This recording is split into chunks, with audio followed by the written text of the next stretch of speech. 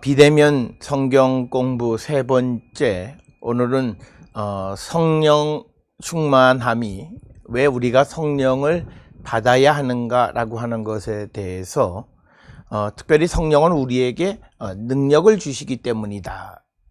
헬라어로 두나미스, 우리에게 성령은 능력을 주시는 것이기 때문에 우리가 성령 충만함, 성령을 선물로 받아야 한다, 이렇게 말씀을 드릴 수 있습니다.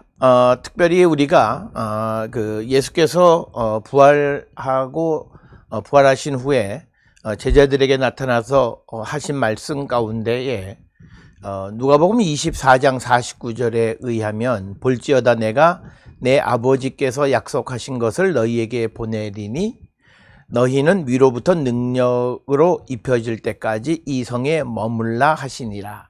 따라서 오늘 우리가 읽은 누가복음 24장 49절에 있는 말씀에서 특별히 강조하고 있는 것이 뭐냐면 약속하신 것을 우리에게 보낼 것이다. 그런데 이 약속하신 것은 성령을 의미하는 것이고, 그 다음에 이제 그러면 너희는 위로부터 능력으로 입혀질 때까지, 그래서 성령이 임하시면 위로부터 능력, 즉 두나미스가 입혀진다라고 하는 겁니다.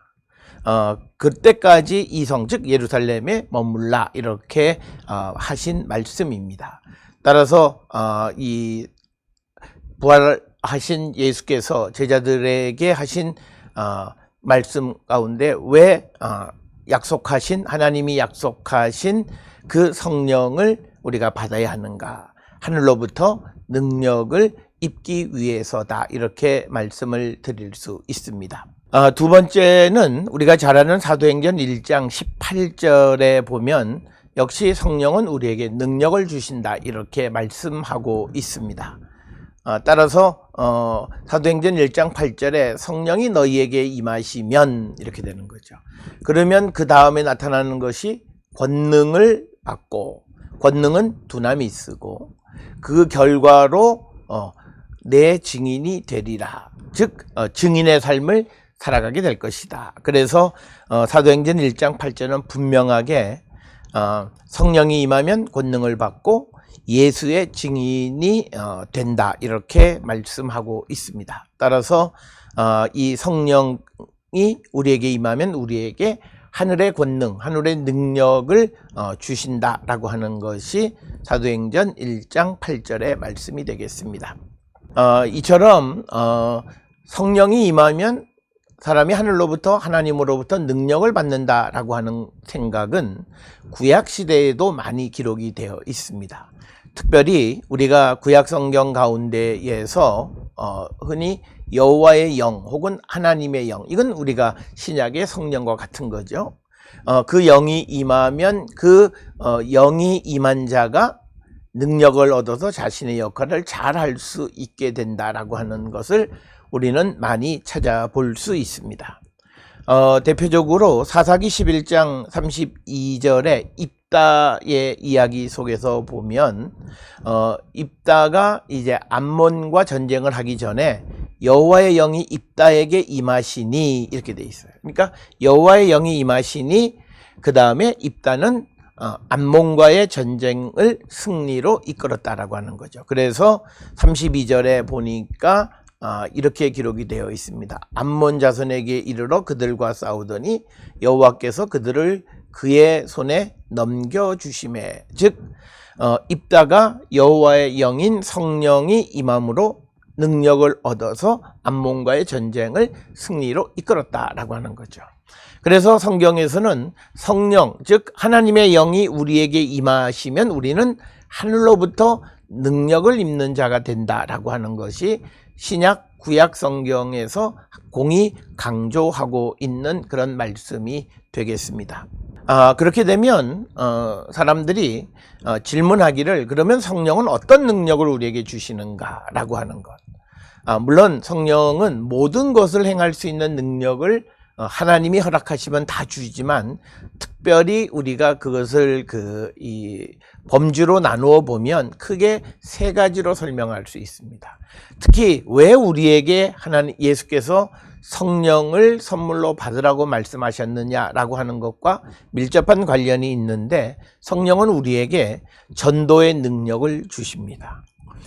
그래서 우리가 앞에서 보았던 사도행전 1장 8절에서 성령이 너희에게 임하시면 권능을 받고 예루살렘과 온 유대와 사마리아와 땅끝까지 이르러 내 증인이 되리라 라고 하는 거죠.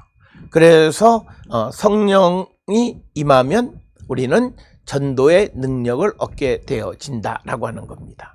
특별히 사도 바울이 복음을 전할 때 그는 이 복음 전하는 일이 성령 하나님이 임하셔서 함께 하셨다라고 하는 그런 고백을 합니다.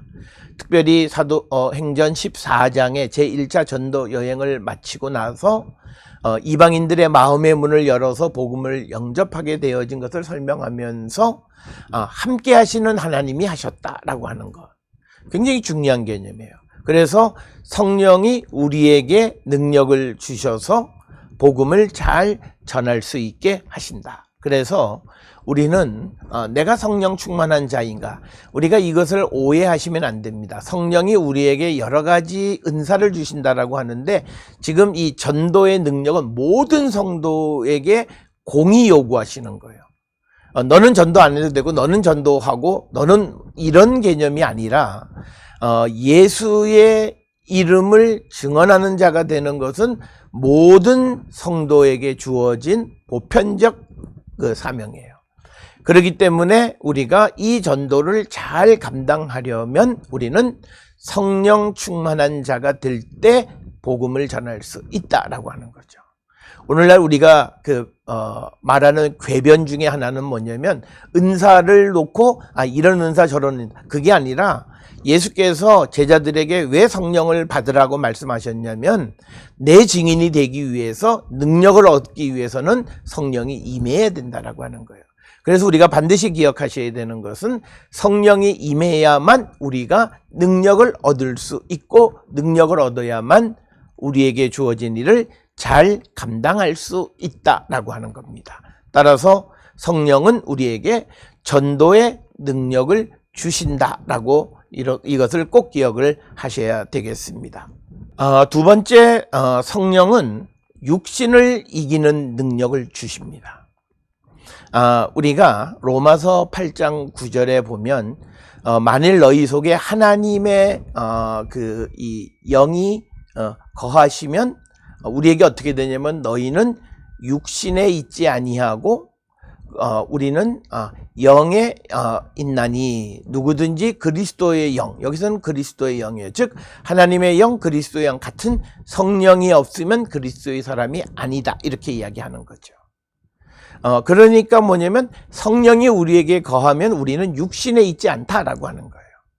그래서 우리가 육신을 이기는 자가 되는 길은 성령 충만한 길밖에는 없다라고 하는 겁니다. 그래서 우리가 다음 주시는 말씀을 보게 되면, 우리가 너무나 잘 아는 말씀이죠. 로마서 8장 12, 13절이에요. 그러므로 형제들아, 우리가 빚진 자로 돼 육신에게 져서 육신대로 살 것이 아니니, 육신대로 살면 반드시 죽을 것이되 영으로서 몸의 행실을 죽이면 살리니, 이렇게 돼 있어요.